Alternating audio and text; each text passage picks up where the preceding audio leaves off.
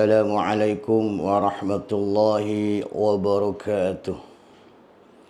Bismillahirrahmanirrahim. Alhamdulillahilladzi unzila fihil Qur'an hudan linnasi wa bayyinatin minal huda wal furqan. Wassalatu wassalamu ala man khuluquhul Qur'an Sayyidina wa maulana Muhammadin sahibi bimu'jizatil Qur'an wa ala alihi wa ashabihi wa tabi'ina hum min ahlil Qur'an. Amma ba'd. Wa qala Allah Ta'ala fi kitabihil karim, a'udzu billahi minasy syaithanir rajim. Wa laqad yassarnal Qur'ana lidzikri fahal min muddakir. Wa qala aidan Iqra bismi rabbikal ladzi khalaq. Shadaqallahul azim. Pada kesempatan yang berbahagia ini, kami ditugaskan untuk memberikan salah satu tema dengan judul membumikan Al-Quran dalam kehidupan sehari-hari. Hadirin Shaimin wal shaimat rahimakumullah. Pada ringkasan untuk membahas tentang membumikan Al-Quran dalam kehidupan sehari-hari, kami sebut di sini dengan 3M. M yang pertama adalah mempelajari, M yang kedua adalah membaca, dan M yang terakhir adalah mengamalkan. M yang pertama adalah mempelajari. Pada muqaddimah yang tadi sudah saya bacakan firman Allah, yaitu di dalam surah Al-Qamar ayat 32 yang berbunyi, walaqad yassarnal Qur'an lidzikri fahal mim muddakir, yang artinya adalah sungguh benar-benar Allah akan mempermudah bagi orang yang akan mempelajari Al-Quran untuk mengambil pelajaran, bagi orang yang mau mengambil pelajaran. Hadirin shaimin wa shaimat rahimakumullah. Kalau orang mau ada keinginan untuk bersungguh-sungguh ingin mempelajari tentang ilmu Al-Quran, maka janji Allah di dalam surah Al-Qamar ayat 32 tadi, Allah akan mempermudah untuk para hadirin shaimin wal shaimat yang mau ada keinginan untuk sungguh-sungguh mau mempelajari tentang Al-Quran. Hadirin shaimin wal shaimat rahimakumullah. Kewajiban untuk mempelajari tentang ilmu Al-Quran. Rasulullah sallallahu alaihi wasallam telah bersabda di dalam hadisnya, khairukum man ta'allamal Qur'an wa 'allamah. Sebaik-baik kalian daripada umatku, kata Rasulullah sallallahu alaihi wasallam, adalah orang yang mempelajari tentang Al-Quran dan orang yang mengajarkannya.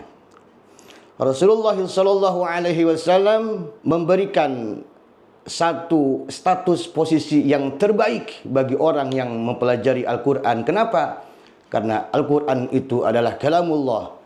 Karena Al-Quran itu adalah agung, karena Al-Quran itu adalah mulia. Makanya bagi orang-orang yang mempelajari tentang ilmu Al-Quran, orang Rasulullah SAW menyebut sebagai orang yang terbaik. Bulan suci Ramadan adalah bulan yang mulia. Kenapa bulan suci Ramadan menjadi bulan yang mulia? Karena di bulan suci Ramadan di situ ada peristiwa yang sangat agung, yaitu diturunkannya Al-Quran. Hadirin shaimin wa shaimat rahimakumullah. Kenapa diwajibkan bagi kita semuanya untuk mempelajari tentang Al-Quran? Karena dari salah satu ibadah yang paling utama dalam hal ini adalah solat.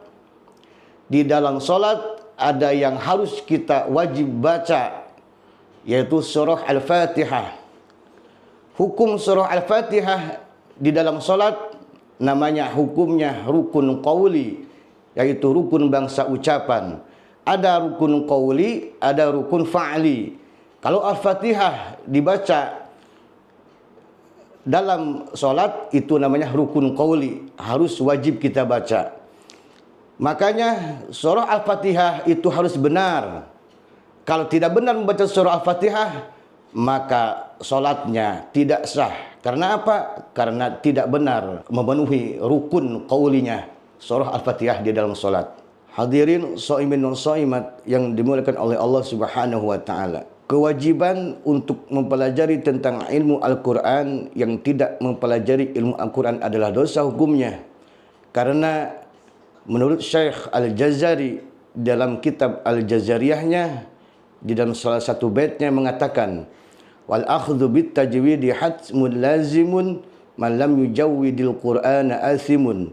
Memakai ilmu tajwid adalah kewajiban yang mesti. Siapa baca Al-Qur'an tanpa tajwid maka dosa pasti. Hadirin shaimin wal shaimat rahimakumullah. Yang kedua adalah membaca. Karena Rasulullah sallallahu alaihi wasallam di dalam hadisnya mengatakan, afdhalu ibadati ummati qiraatil Qur'an. Yang paling utama ibadah dari umatku adalah membaca Al-Qur'an. Jadi kita harus membaca Al-Qur'an secara istiqomah dan mudawamah karena pahala yang sangat besar sekali. Yang terakhir yaitu adalah mengamalkan. Mengamalkan Al-Qur'an ini ada hubungannya dengan akhlaknya Rasulullah sallallahu alaihi wasallam. Karena an Aisyah radhiyallahu taala anha wardaha, dari Siti Aisyah radhiyallahu taala anha, beliau mengatakan, kana Rasulullah sallallahu alaihi wasallam khuluquhul Qur'an. Ada pada diri Rasulullah sallallahu alaihi wasallam adalah akhlaknya Al-Qur'an. Jadi mengamalkan Al-Qur'an adalah kita harus mencontohkan kepada baginda Nabi besar Muhammad sallallahu alaihi wasallam, karena akhlak Nabi Muhammad adalah akhlaknya Al-Qur'an. Demikian yang kami sampaikan, mudah-mudahan ada manfaatnya bagi saya pribadi, khususnya bagi para hadirin shaim dan shaimat sekalian, dan mohon maaf banyak sekali kekurangan. Wal afu minkum. Assalamu alaikum warahmatullahi wabarakatuh.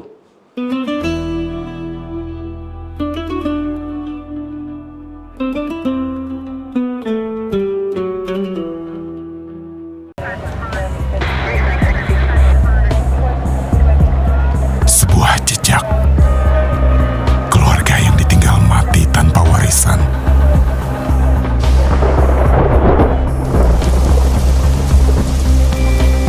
Satpam tua yang seharusnya sudah pensiun.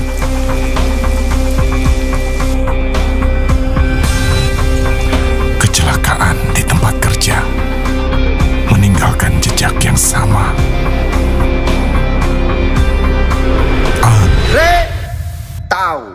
Lani.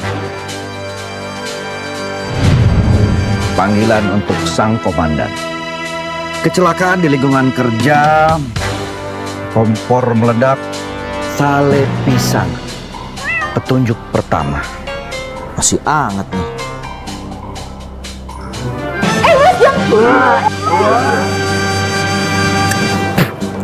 Siapa yang masak sini nggak enak? Itu pasti korbannya. Wah, kosong kebakar nih. Tolong diurus ya. Korban kedua, luka di dada. Petunjuk lagi.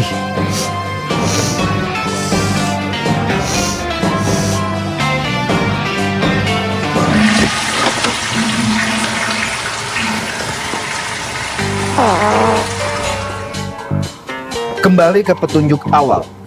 Andai tahu duluan. Andai tahu duluan. Manfaat BPJS Ketenagakerjaan yang memberikan jaminan kematian, jaminan kecelakaan kerja, dan jaminan hari tua. Jadi nggak perlu menyesal seperti mereka. Bukan cuma buat pekerja kantoran doang. Andai tahu duluan. Buat pelawak juga bisa, Mas Andre. Oh, kalau begitu saya akan simpan ini sebagai barang bukti. Mumpung tahu duluan, daftar sekarang BPJS Ketenagakerjaan. Untuk penyanyi juga bisa kan? Kerja keras, bebas cemas.